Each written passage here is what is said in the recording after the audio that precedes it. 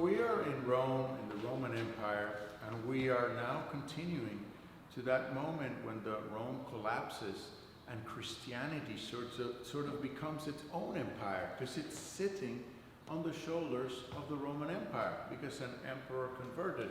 But before we go into this aspect and into Christianity, let's talk about the people that precede Christianity. These are the Jewish people, the Hebrew people.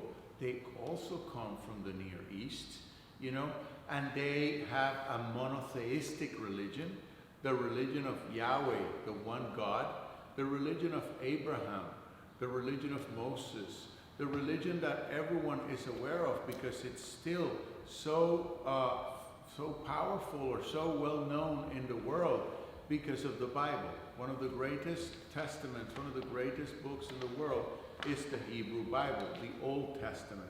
And this is the wisdom of a group of nomads that little by little came to settle in a place called Jerusalem, right, in the area around it. And these are people that fought the Babylonians. These are people that were around when Sumer was around. These are people from the Near East lesson at the beginning of our class. And these people have also lasted a long time. And they're still a distinctive culture today, the Jewish culture. And they have the Bible, and it is out of this culture that the two other great religions emerge, the two other great Western religions. Out of the Hebrew Bible and the Jewish people, you have a revolutionary leader called Jesus, which then branches off and creates Christianity, right?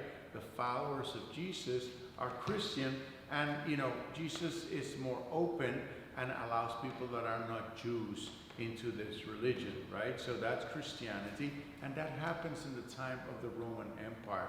A little bit later, 600 years later than Christianity, around 600, another religion comes out of the Jewish trunk, and that is Islam. Because what happened with Islam was that Abraham, the father, the great forefather, the great ancestor that the Jewish people respect, because out of Abraham come all the tribes of Israel. Abraham was an old man when God told him, your wife, which was also very old, shall give you a son. Now, they had not had children before, and Abraham kind of doubted, or maybe he didn't doubt. Maybe he wanted to put a smart maneuver, and he thought, oh my God told me I gotta have a son. My wife is old, so I'm gonna have sex with my slave, because she's younger, so I can have a son with her.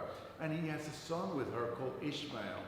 And his wife, his official wife, Sarah, is not happy. And then she gets pregnant. The old woman gets pregnant like God had told Abraham. And so when Sarah, the woman, the wife, the official wife, gives birth to her son, David, she asks the maid, the slave, the other woman, go. You have to leave. So the other woman with Abraham's son, Ishmael, they leave. And out of that Ishmael, the descendants of that Ishmael will eventually produce Muhammad, the prophet. Allah is God and Muhammad is his prophet. So you see how Jesus was a Jew, he creates Christianity, he starts Christianity, and later on Muhammad is of Jewish stock when you think about it, and out of Muhammad you have the birth of Islam. So all these things, are related, and they all have to do this time. This is the time of the Romans. This is the time of Jesus Christ, Roman Empire. All our dates are based on Jesus Christ. That's how powerful the empire of Christianity is once the Roman Empire collapses. So let's talk about Christian art, okay?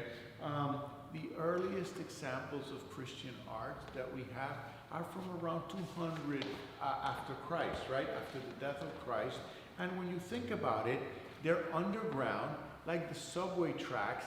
They're like graffiti. These are the catacombs, right? These caves, under Rome. And the Christians would meet in those caves, kind of like in the subway, right? And they would have Mass. They would celebrate the life of Jesus and the times of Jesus with them. And basically they would put decorations on the walls. And this is the beginning of Christian art, this graffiti, okay, this graffiti. Now, in 312, in the year 312, the Emperor Constantine becomes Christian. An emperor becomes Christian. And so, pardon me, and so a little sect, a small religion, becomes very popular overnight. And what are the symbols of this religion? Well, the symbol of this religion is a shepherd, because the Jews that were traipsing all over the Near East, they're people that raise sheep, for a living. So the symbol of Jesus is always a shepherd, a guy carrying a little sheep, the good shepherd. He doesn't leave any sheep to get lost. And these are the imagery. This is the beginning of the imagery of Christianity, okay? And what do the early Christians do? Well, they take a little bit of Roman, they take a little bit of subjects, okay? They don't have many sculptures. They do have sarcophagus or coffins, that they decorate. And basically, they make private houses into churches. That's how they meet. So, eventually, when Constantine becomes Christian, Constantine says, well, I'm the emperor. I'm not going to go to a subway. I'm not going to go underground to worship the God I worship. I'm not going to go to my friend Frank's house, to have a little private ceremony. No, we're having a big ceremony because I'm the emperor. I'm the boss.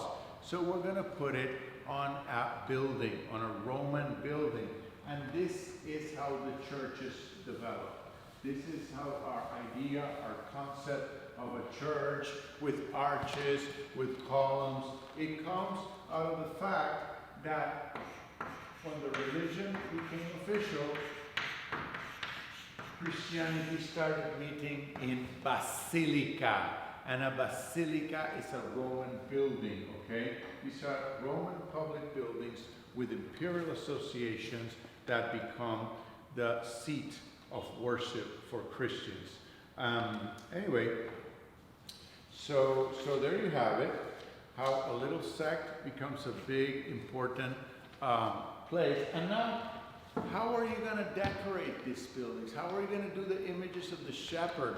How are you going to put the symbols of Christianity? Oh, there is a technique already that the Romans have. It's called mosaic.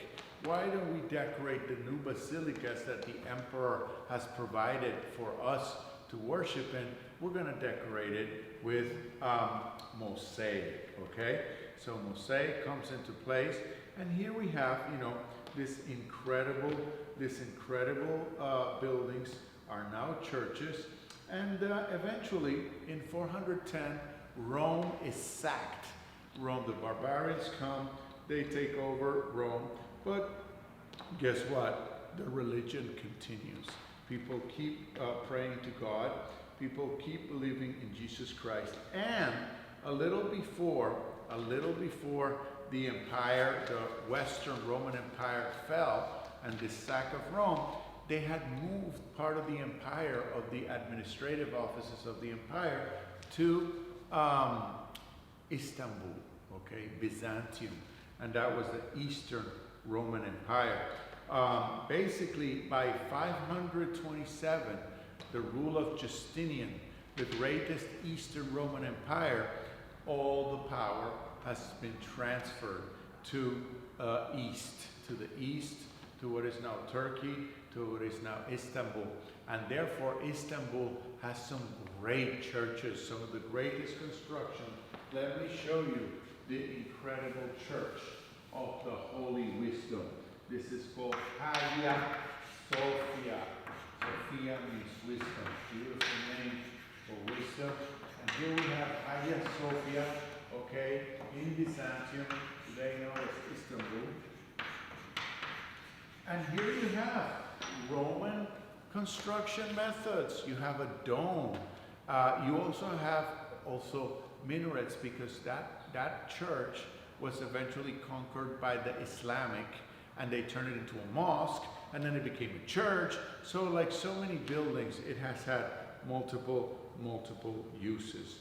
So, as we go forward in our history, and we talk about now Rome being succeeded or followed up by the Eastern Roman Empire and Byzantium, we have also the birth of that little word we like, icons.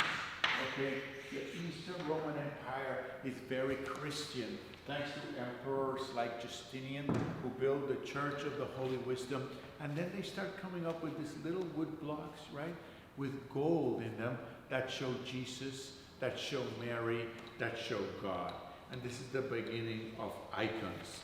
And here are some icons for you to look at. And that's how we, that's how we start this Jewish and early Christian art, and early Christian art, and Byzantine art. Byzantine art is also its own category with Hagia Sophia, with icons, with so much art that came out of there. And the art that came out of there would later go on to influence Rome. That Rome influenced the East sends the influence back to Rome, but several centuries later, on the 10th century, the 11th century, right before the Renaissance, right? One of the influence of the Renaissance in Italy is the artwork from the Eastern Roman Empire, Istanbul. So we are going to stop now because our next class will be dedicated to Islam and its legacy in art and architecture.